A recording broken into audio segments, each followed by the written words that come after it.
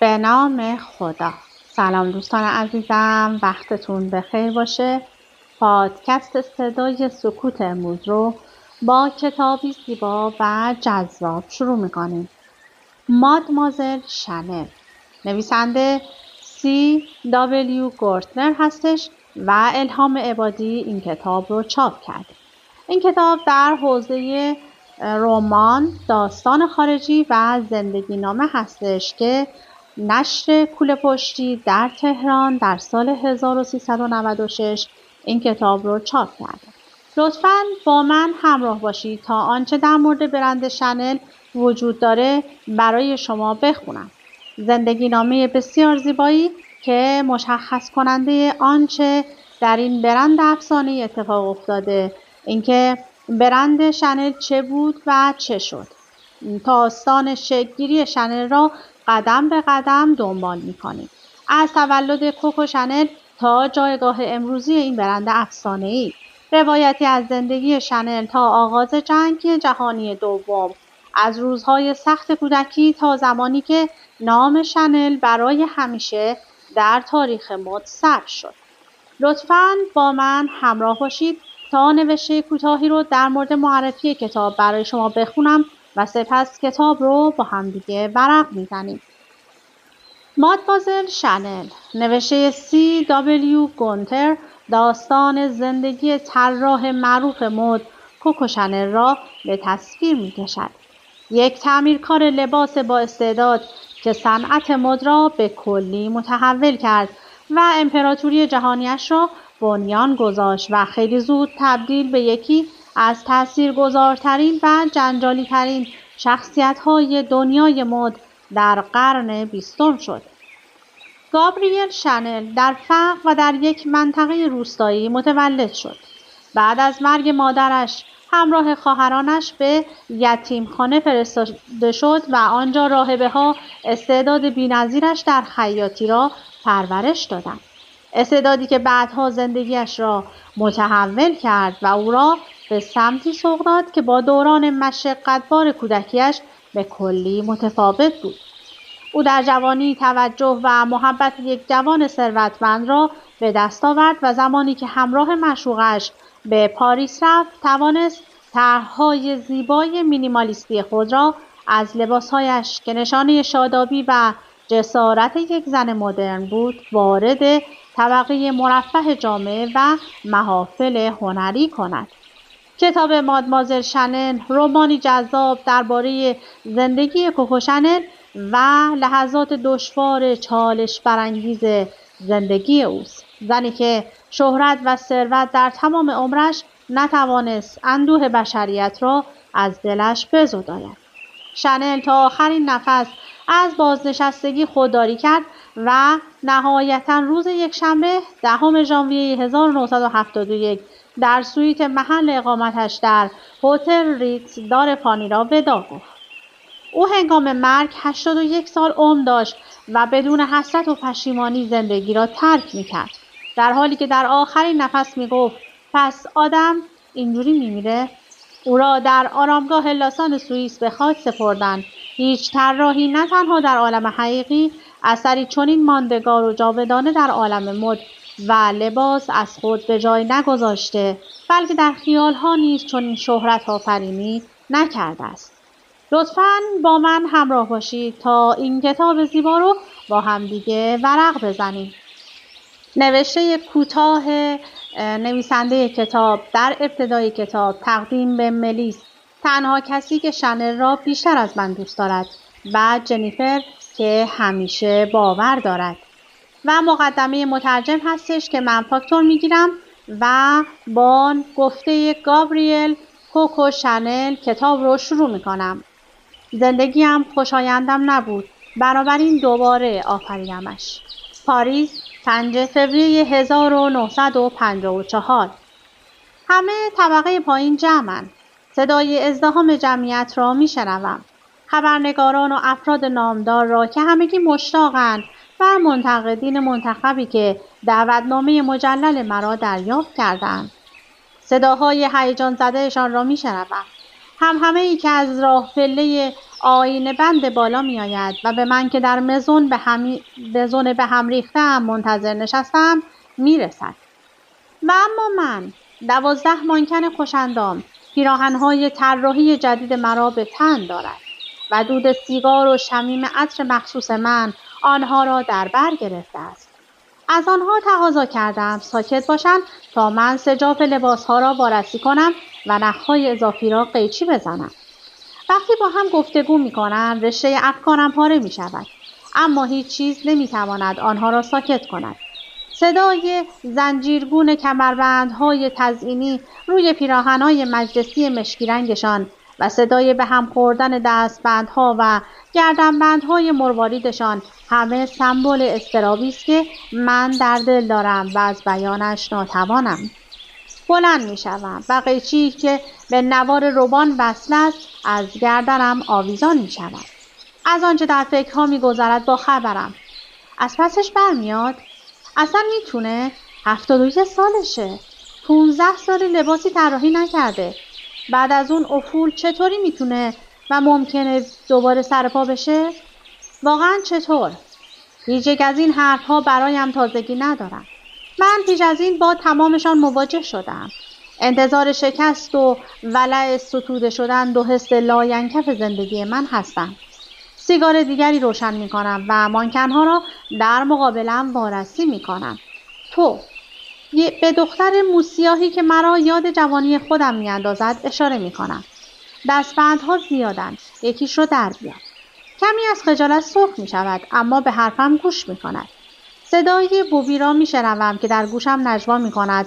فراموش نکن کوکو، تو فقط یک زنی. تنها یک زن که برای زنده ماندن باید تلاش به خلق دوباره کند. در یکی از آینه های اتاق تصویر خودم را می بینم. پوست سبزم را و لبانم را که با رژ سرخ کردم. ابروان پهن و چشمان عسلی میشی براقم را و بدنم را که از همه طرف از لباس نواردوزی صورتیم بیرون زده است. از پوست نرم دوران جوانی هیچ اثری نمانده و دستانم که به انگشترهای گران قیمت مزین شده است به زمختی دستان یک سنگ تراش است.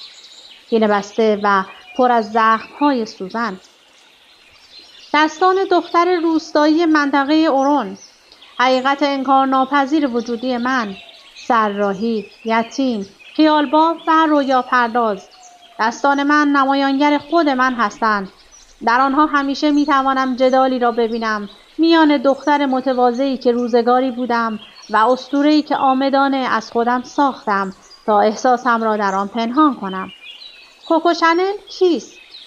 صدا میزنم برید و مانکنها بالای پله های سالن به صف می شود. این سفارایی را پیش از این بسیار دیدم. صاف کردن آستینی در آخرین لحظه، مرتب کردن کلاهی و تا کردن یقه‌ای. به مانکنها اشاره می کنم که حرکت کنند و خودم یک قدم عقب می روم. تصمیم ندارم تا زمانی که کف زدنها تمام نشده خودی نشان دهم. البته اگر کف زدنی در کار باشد بعد از این همه سال دیگر اطمینانی ندارم. بالای پلکان می نشینم و پاهایم را در سینه جمع می کنم. جعبه سیگارم کنارم است. موزیک جعبه جواهراتم را خاموش می کنم و در آن گوشه دنج یک تماشاچی پنهان و تنها می شوم. همانطور که همیشه بودم و در حالی که آینده برایم مبهم و نامعلوم است به گذشته باز خواهم گشت و همه تلاشم را خواهم کرد که حقیقت را بازگو کنم. اگرچه افسانه و شایعه درست مانند پارچه های کرپ و پاستونی مخصوص لباسهایم که تن را در بر میگیرند تن پوشم شدند. باید به خاطر بسپارم در تمام پیروزی ها و خطاهایم من همچنان یک زن هستم. نمایش اول، فرزند هیچ کس، 1985 تا 1907. از اینکه زندگیم را عمیقاً غمگین آغاز کردم حسرتی به دل ندارم. فصل 1. روزی که مامان فوت کرد من داشتم عروسک‌هایم را در قبرستان نزدیک خانه کنار هم می‌چیدم. عروسک‌هایم را خودم در دوران بچگی از پارچه و نی درست کرده بودم و حالا که 12 سال داشتم کثیف و بدشکل شده بودم. در زمانهای مختلف به آنها نامهای متفاوتی داده بودم. امروز آنها را خاله خانم‌ها بودند. درست مثل خاله خانم‌های سیاه‌پوشی که در نشیمن زیر شیروانی تماشاگر آخرین نفس‌های مادرم بودند. تو اینجا بنشین. تو هم اینجا. در حالی که عروسک‌ها را به سنگ قبرها تکه می‌دادم این را گفتم و تصور می‌کردم که به خاله خانم‌های واقعی امر می‌کنم. قبرستان پناهگاه من بود. سرزمین مردگان در گوشه دهکده‌ای که مادر بعد از اینکه بابا ترکمان کرد من و خواهران و برادرانم را به آنجا آورده بود. ما آنقدر جابجا شده بودیم که اینجا را هم خانه خود نمی‌دانستم. بابا که بازرگان دوره‌گردی بود برای فروش کالاهایش ماها غیب می‌شد. وقتی مامان از نبودش گله می‌کرد می‌گفت من برای جاده زاده شدم. ما شنل‌ها نسل به نسل دوره‌گرد بودیم. انتظار نداری اون چیزی رو که توی خونمه عوض کنم که؟ مامان آهی می‌کشید و می‌گفت نه خیلی، ولی ما الان زن و شوهریم آلبرت. بچه داریم. بابا می‌خندید. صدای خنده‌اش بلند بود و من عاشق شنیدن صدای خنده‌اش بودم. بچه‌ها یاد می‌گیرن که خودشون رو وقت بدن. براشون مهم نیست که من سفر می‌کنم، مگه نه گابریل؟ در حالی که به من رو می‌کرد و چشمکی می‌زد این را از من می‌پرسید. من سوگلی او بودم. خودش را گفته بود. مرا با دستان تنومندش بلند می‌کرد و خاکستر سیگارش را از روی موهای گیج شده‌ام می‌تکاند و من می‌خندیدم. عادت داشت بگوید گابریل عزیز دلم. بعد مرا زمین می‌گذاشت و مامان و او بحث و جدل می‌کردند. نهایتاً دعوایشان به فریاد مامان ختم می‌شد که می‌گفت پس برو، مثل همیشه برو و ما رو با بدبختیامون تنها بذار. من گوشهایم را می‌گرفتم. اینجور مواقع از مامان متنفر می‌شدم. از اشک‌هایش، صورت اخمالودش و مشت‌های گره شده‌اش. وقتی که بابا از خانه می‌رفت متنفر بودم. همیشه می‌ترسیدم بابا به خاطر این رفتار مامان دیگر برنگردد. مامان اصلا درک نمی‌کرد که او مجبور بود برود. عشق او مثل دود بدون آتش بود. انگار که برای بابا راه نفس نمی‌گذاشت. با این حال من همیشه منتظر بابا می‌ماندم، اگرچه در آخرین سفرش در شهر لورین دیده شده بود و حرف و حدیث بالاخره یک روز راه خود را به دهکده ما پیدا کرد که آلبرت شنل توی یک میخونه کار می‌کنه و با یه زن دیده شده. یه روسپی. من نمی‌دانستم روسپی چیست، اما مامان می‌دانست. او یخ زد. اشک‌هایش خشکید. آن روز آهی کشید و زیر لب گفت حرومزاده. وسایل ناچیز ما را جمع کرد و مرا به همراه دو خواهرم ژولیا و آنتون و برادرانم آلفونس و لوسیان به کورپیر آورد. اینجا در کورپیر مامان 3 خاله بیوه داشت که نوش نوش کنان گفتند بهت نگفته بودیم جان؟ بهت گفته بودیم این مرد به درد نمیخوره. اینجور مردها هیچ وقت به درد نمیخورن. حالا میخوای چیکار کنی؟ چجوری میخوای از پس این قبیله‌ای که برات باقی گذاشته بر بیای؟ من فریاد کشیدم که بابا برمیگرده. و فنجان‌های لب‌پرشان را به هم ریختم و گفتم اون آدم خوبیه، عاشق ماهاست. خاله‌های مامان متفق القول گفتن عجب بچه گستاخی. معلومه خون اون مرتیکه توی رگشه. این دختر هم هیچی نمیشه. مامان سرفه‌ای کرد و دستمالی را جلوی دهانش گرفت و نهایتاً مرا برای بازی بیرون فرستاد. به خاله خانم‌ها نگاهی کرد و بیرون زدم. درست مثل بابا که اگر بود همین کار را می‌کرد. مامان هر روز لاغرتر می‌شد. انگار داشت ذره ذره جلوی چشمانم آب می‌شد. می‌دانستم ناخوش احوال است، اما نمی‌خواستم باور کنم مریض است. خاله خانم‌ها برای مدتی از ما دوری کردند، اما وقتی سرفه‌های مامان سینه‌اش را خراب کرد و دیگر نتوانست به عنوان کارگر خیاطی کار کند، باز به سراغمان آمدند. همه کارها را به دست گرفتند، همه چیز را سیاه‌پوش کردند و مادر را به تختش بردند و گفتند هرگز از آن تخت زنده بیرون نخواهد آمد. خواهر 13 ساله‌ام ژولیا پرسید مامان میمیره؟ او 1 سال از من بزرگتر بود، اما همیشه از بادهای زمستانی که در دهکده میپیچید، از تلق تلق کالسکه هایی که از جاده ها عبور میکردند و به دامنهای کهنه مان گلولای میپاشیدند و از نگاه های مشکوک اهالی دهکده میترسید. و از همه بیشتر از مرگ میترسید و از آنچه در آینده به سرمان میآمد. وقتی در این دنیا با این خاله خانم ها تنها میماندیم. همین‌هایی که بدون همدردی فنا شدن مادرمان را به تماشا نشسته بودند. من گفتم اون نمیمیره. گمان میکردم اگر این را بگویم تحقق پیدا میکند. اما او خیلی مریضه. شنیدم یکی از خاله خانم‌ها میگفت پاش لب گوره. گابریل، چی سر ما میاد؟ در گلویم گره‌ای حس کردم. درست مثل وقتی که چیزی برای خوردن نداشتیم و مامان نان بیات میداد بخوریم. مرا با چند سانتیم که پس انداز کرده بود به نانوایی میفرستاد و میگفت التماس نکنم و غرورم را حفظ کنم. من مظلوم نمایی نمی کردم و در نتیجه نانوا همیشه نان بیات به من میداد. این گره گلویم که بعدها فهمیدم بغض نام دارد شبیه همان بود. به خود می گفتم قورت بده. باید قورتش می دادم. دوباره تکرار کردم نمیمیره و اشکم را از جولیا پنهان کردم. او سرش را برای دیدن آنتوان چرخانده بود. کوچولوی 5 ساله‌ای که با شادمانی از لابلای سنگ قبرها علف می‌چید. گفت اونا از شرمون خلاص میشن. ما رو میفرستن یتیم خونه یا یه جا از اون بدتر، چون بابا دیگه هیچ وقت بر نمیگرده. من از جا جستم. خیلی لاغر بودم. درست همانطور که خاله خانم‌ها به اعتراض میگفتن به یه بچه مردنی که انگار تا حالا یه وعده غذای کامل نخورده. خیال میکردن مامان میتوانسته غذای کاملی مثل ماهی و نان تازه برای من فراهم کند و نکرده است. یکی از عروسک‌هایم را برداشتم و با عصبانیت به جولیا گفتم هیچ وقت این حرفا نزن. بابا حتما برمیگرده. حالا میبینی. جولیا شانه‌های نحیفش را عقب داد و مرا با مخالفت ناگهانیش متعجب کرد. وقتی گفت الان وقت خیال بافی نیست گابریل. اگرچه از همه ما بزرگتر بود، اما مامان همیشه میگفت او کمرو و محجوب است. وقت خیال بافی نیست. به سمت خانه می رفتیم و جمله خواهرم را می شنیدم که در سرم تکرار می شد. ناگهان فریاد یکی از خاله خانم‌ها که از پنجره نشیمن زیر شیروانی احضارمان می کرد مرا به خود آورد. در اتاق نشیمن پرده ها کشیده شده بودند و میز از وسایل کار مامان خالی شده بود.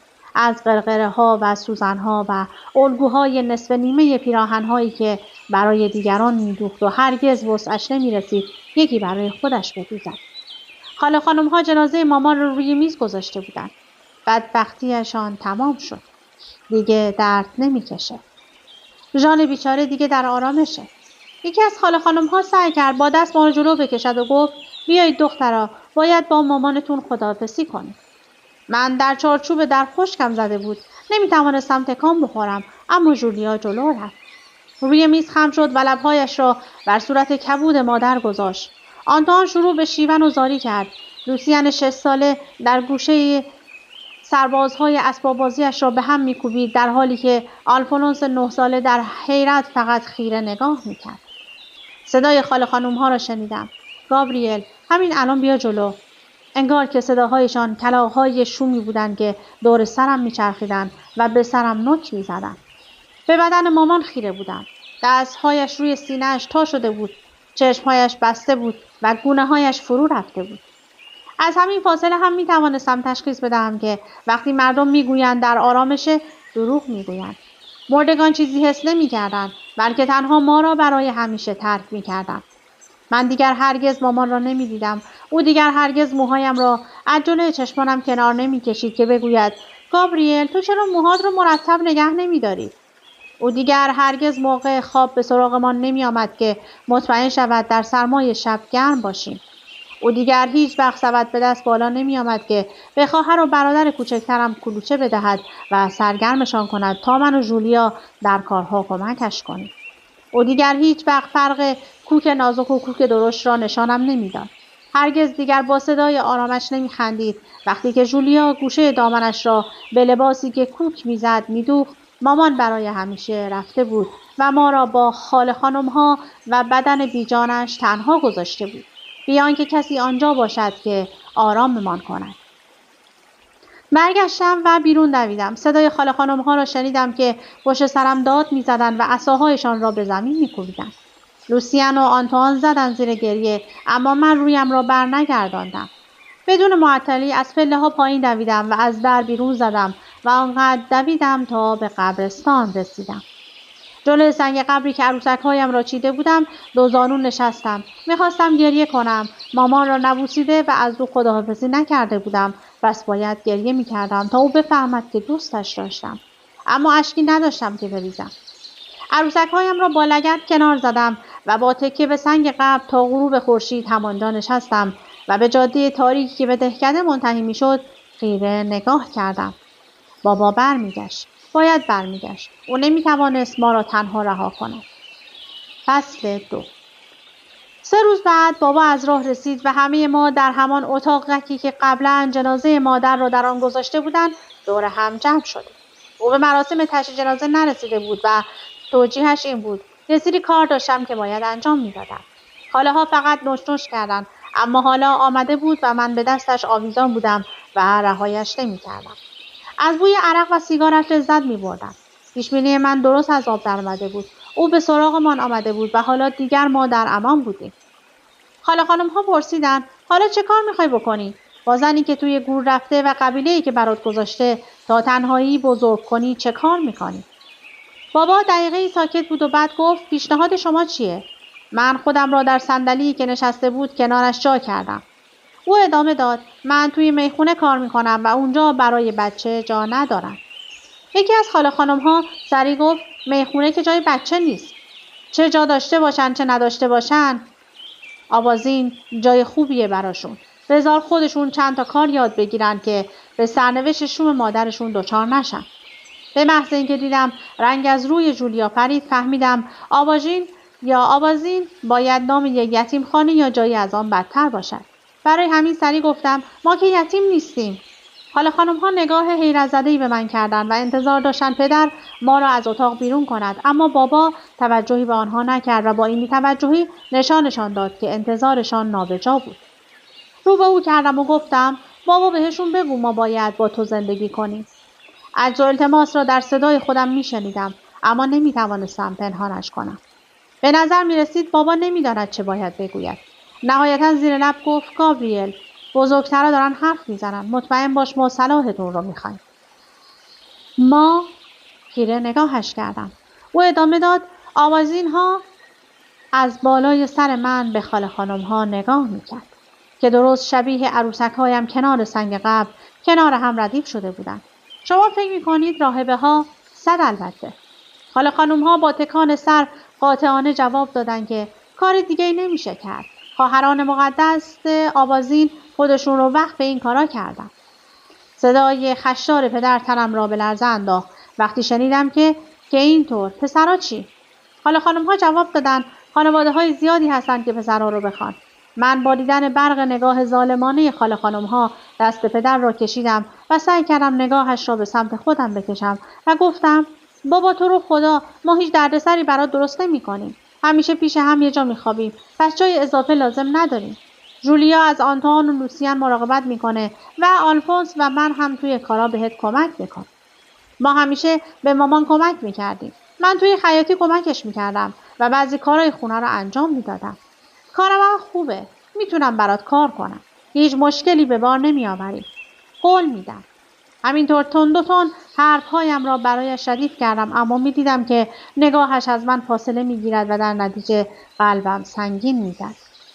بابا دستش را کنار کشید، اما نه خصمانه. انگشتانش مانند گسستن تار و پود پارچه از میان انگشتانم باز شد. دستان خالیم در جا بی حرکت ماند. حس می‌کردم برای همیشه رفته است. وقتی آهسته گفت: نمیتونم، جا ندارم. از جا برخاست. در صندلیم یخ زده بودم. سرم را بالا گرفتم و نگاهش کردم. او به سمت در برگشت و من از جا پریدم. به سمتش دویدم و سعی کردم دوباره دستانش را در دستانم بگیرم و گریه کنان گفتم: تو رو خدا از پیش ما نرو. از بالای سرم لبخند مبهمی به خاله خانم ها تحویل داد و با احتیاط خود را از میان دستان ملتمسم رهانید و گفت: شما زحمت کارا رو میکشید دیگه. لباسای مورد نیاز و بقیه کارا. خاله خانم ها با رضایت سر تکان دادند. بابا سرش را پایین آورد و به من نگاهی انداخت و زیر لب گفت: عزیز دلم، و دستی به موهایم کشید و از آنجا رفت. صدای دور شدن قدم‌هایش را می‌شنیدم، اما نای تکان خوردن نداشتم. پشت سرم یکی از خاله خانم‌ها ناگهان پرخاش کنان گفت: خجالت هم نمی‌کشه، چقدر جسوره. لحظه‌ای صبر نکردم و بیش از آن که بتوانند مرا بگیرند دنبال بابا از اتاق بیرون دویدم. اما وقتی از خانه بیرون زدم او را هیچ جا ندیدم. دور و بر را گشتم به این امید که شاید سایه‌اش را ببینم یا خودش را پیدا کنم و ببینم که قدم زنان کلاهش را بر سر صاف می‌کند. اما او ناپدید شده بود، انگار که هرگز آنجا نبوده است. دنیای اطرافم به تاریکی گرایید. ناگهان سرتاپا احساس سرما کردم. همان لحظه بود که فهمیدم جولیا درست میگفت. زمان خیال بافی به پایان رسیده بود. فصل 3. خاله خانم‌ها اجازه ندادند دنبال پدر بروم و پیدایش کنم. آنها پشت سرم پایین آمدند و مرا در حالی که به همه طرف لگد می‌زدم و تلاش می‌کردم خودم را از دستانشان رها کنم به داخل خانه کشیدند و به نشیمن زیر شیروانی بردند. در اتاق را قفل کردند و دستور دادند وسایلمان را جمع کنیم.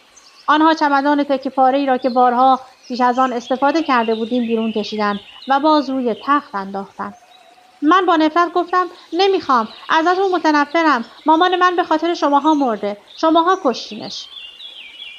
جولیا آهسته به من گفت بس دیگه گابریل، تمومش کن. اما من همچنان با خشم به خاله خانم‌ها چشم دوخته بودم تا اینکه یکی از آنها با لحن توهین‌آمیزی گفت اگه به حرفمون گوش ندی تو رو میدم دست کارتون هوا. دلت میخواد بقیه عمرت لای زباله‌ها بگردی؟ مگه به بابات نگفتی بلدی کار کنی؟ خب برو کار کن دیگه. برادرانم از ترس گوشه چنباتمه زده بودند. جولیا دستم را کشید و گفت گابریل بیا وسایلمون رو جمع کنیم. خیلی طول نمیکشه.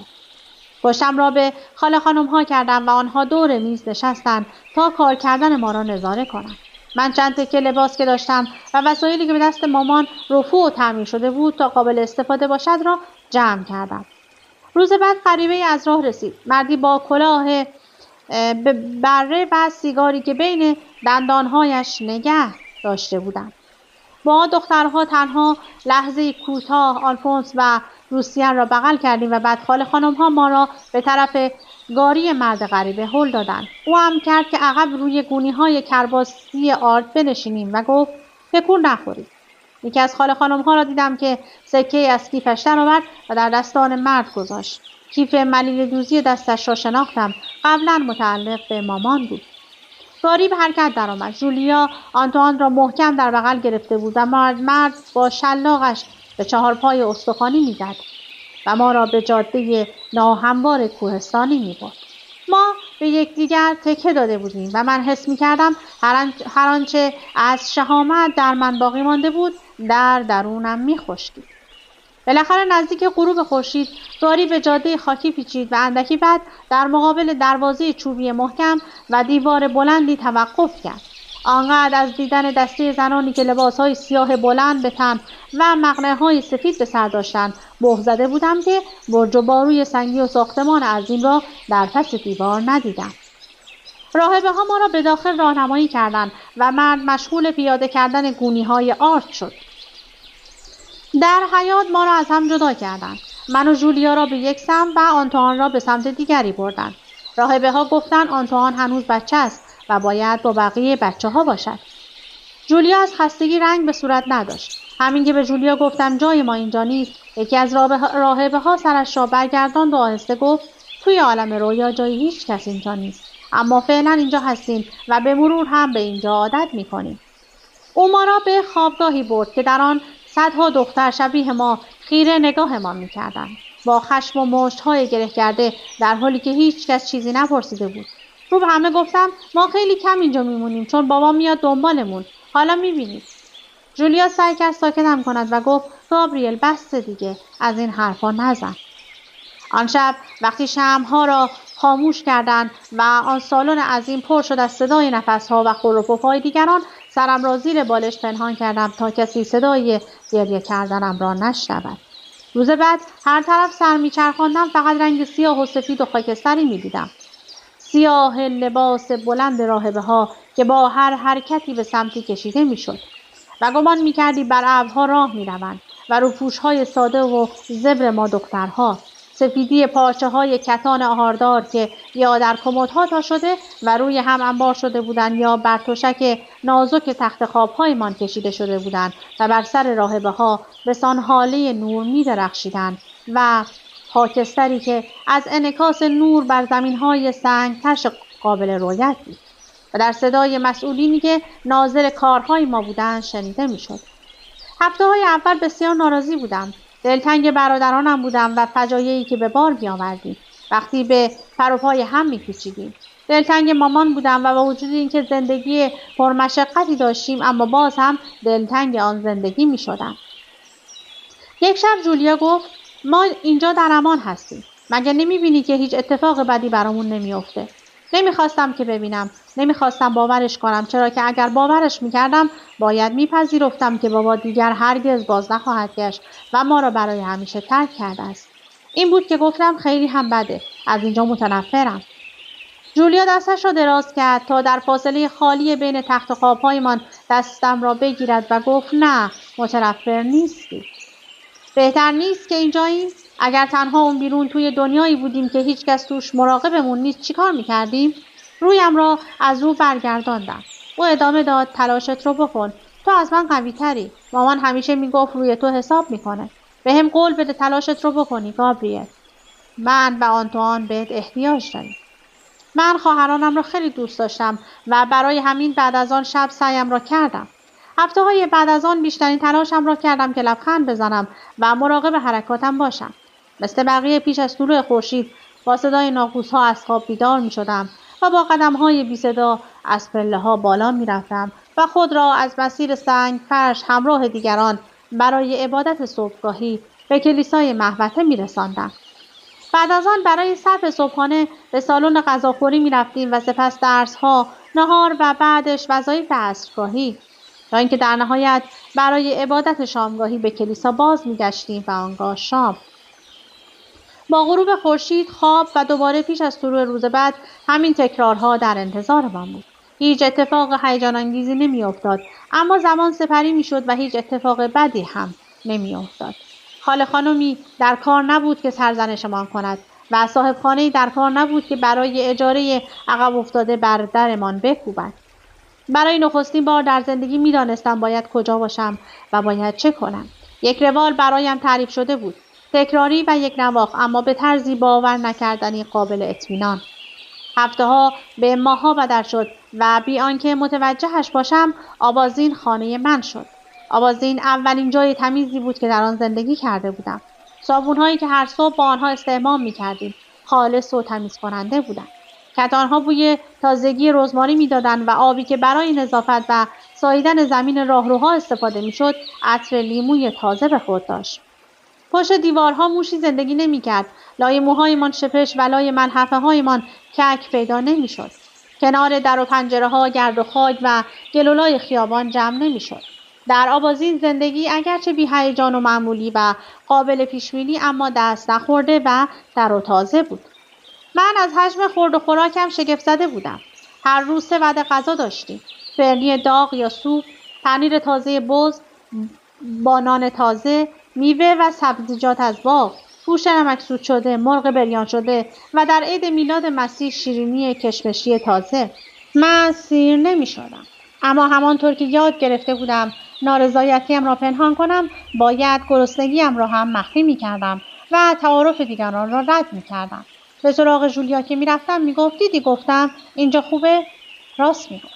با اینکه ابداً دلم نمی‌خواست اعتراف کنم، اما آنجا جای خوبی بود. البته برای ما 2 نفر چالشی هم بود، چرا که ما به خاطر جابجایی‌های زیاد از درس عقب افتاده بودیم و آنجا بود که فهمیدم برخلاف جولیا من هیچ استعدادی در درس ندارم. جولیا دفترهایش را چنان با دقت و تمیز پر می‌کرد و با این کارش نوشته‌های شلخته من بیشتر به چشم می‌آمد. راهبه‌ای که کلاس ما را اداره می‌کرد و خواهر برنارد نام داشت. مرا هر روز 1 ساعت بعد از کلاس نگه می‌داشت تا بیشتر تمرین کنم، اما من همیشه احساس بی‌عرضگی می‌کردم و فارغ از اصرار او و تلاش من هیچ پیشرفتی عایدم نمی‌شد. خواهر برنارد با نکوهش میگفت گابریل باید به خودت زحمت بدی. تو از نوشتن خوشت نمیاد، بنابراین هیچ تلاشی هم نمی‌کنی. آدم اگه میخواد توی کاری موفق بشه باید همیشه تلاش کنه. تلاش، تلاش، تلاش. همواره این واژه را برایم تکرار می‌کردند و این حرف اذیتم می‌کرد. زیرا این ویژگی که قوی‌ترین بودم مرا به جایی رسانده بود که انگار در هیچ کاری خوب نیستم. خواندن اما مرا به ژرفا می‌برد. بعد از اینکه در خواندن کتاب داستانی و کودکانه حیوانات تبحر پیدا کرده و آن را تمام کردم و کتاب‌های دیگری به دست گرفتم، قرارگاه دائمیم کتابخانه صومعه شد. از جلدی به جلد دیگر سفر می‌کردم. کتاب‌ها مرا به عوالمی می‌بردند که حتی در خیالم نمی‌گنجید. هر کتابی به دستم می‌رسید، از مرثیه‌های قدیسین تا افسانه‌ها و حکایات قهرمانان، همه را حریصانه می‌بلیدم. طوری شده بود که حتی عبادات روزانه برایم جذابیت خاصی پیدا کرده بود، چرا که مسیری که به سمت کلیسا می‌رفت به نقوش نمادین جالبی مزین بود که به صومعه مربوط می‌شد. نقوشی چون ستاره 5 سر. با این حال خود مراسم عبادت مثل کلاس درس برایم شکنجه بود. چشمانم را می‌بستم و سعی می‌کردم با خدا گفتگو کنم. از او می‌پرسیدم که آیا بابا برمیگردد و آیا دوباره برادرانم را خواهم دید یا نه. دلم می‌خواست او را حس کنم. راهبه‌ها مدام به ما یادآور می‌شدند که خدا حرف‌های ما را می‌شنود. وقتی عبادت می‌کنیم، او گوش می‌دهد. اما من هرگز او را حس نکردم. تنها چیزی که حس می‌کردم تخته چوبی و سخت زیر زانوانم بود. فارغ از اینکه چقدر تلاش می‌کردم، تنها صدایی که میشنیدم انعکاس صدای خودم در درونم بود. مخفیانه به چهره‌های باقی دختران نگاه می‌کردم و می‌دیدم صورتشان چنان مشعوف است که گویی به بهشت برده می‌شوند. سرشار از ایمان و باور. جولیا نیز که انگار به سرزمین دیگری منتقل شده باشد، انگار که خدا مستقیما با او در تکلم بود. پس چرا من این آرامش را حس نمی‌کردم؟ چرا خدا به دعاهای من گوش نمی‌کرد؟ سعی کردم ارزش و لیاقت خودم را اثبات کنم. دیده بودم که راهبه‌ها در این زندگی منظم و با انضباط دخترانی را بیشتر قدردانی می‌کردند که کمترین هیاهو را داشتند، مخصوصا آنهایی که می‌توانستند ساعت‌ها ثابت بنشینند و لباس‌های زنان دیگر را گلدوزی کنند. خواهران آبازین در کار خیاطی عالی بودند و بابت این کارها دستمزدهایی می‌گرفتند که کمک خرج یتیمخانه می‌شد. وای، سوزن زدن‌های بی‌پایان، تصویر انبوهی از ملحفه‌ها و روبالشتی‌ها، شلوارک‌ها و پیشبندها، زیر پیراهنی‌ها و روپوش‌های زنانه را می‌دیدم که تا سقف اتاق روی هم تلمبار شده بودند. چطور ممکن بود این همه چیز مورد نیاز و استفاده واقع شود؟ اما این چرخه هرگز متوقف نمی‌شد. درست مثل آسیاب آبی که همیشه در مسیر رودخانه در چرخش است. دیگر حسی در انگشتان پینه بسته و دستان زخمیم نبود. هر روز با جدیتی که خواهر برنارد آرزو داشت در درس‌ها داشته باشم، لباس تازه‌ای به دست می‌گرفتم. در این کار برخلاف کلاس درس تبحر داشتم و کارم عالی بود. مامان بارها گفته بود برای خیاطی دستان ورزیده‌ای دارم. یک روز ملحفه کامل به من داده شد تا آن را کامل دردوزی کنم. خواهر ترز مسئول نظارت بر کارها بود و در پایان هر روز در راهروها قدم می‌زد و کارها را وارسی می‌کرد. آن روز در مقابل من توقف کرد و کار مرا به دست گرفت و با رضایت گفت چه کوکای خوبی! کی بهت این تمیزدوزی رو یاد داده گابریل؟ و دیگه زمان به من اجازه نمیده که بیشتر از این کتاب زیبا رو برای شما بخونم. اگر علاقه‌مند به زندگی کوکو شنل هستید، حتما برای خودتون این کتاب رو تهیه کنید و تا انتها بخونید. از اینکه با من همراه بودید سپاسگزارم. تا وقت بعدی، خدا نگهدارتون.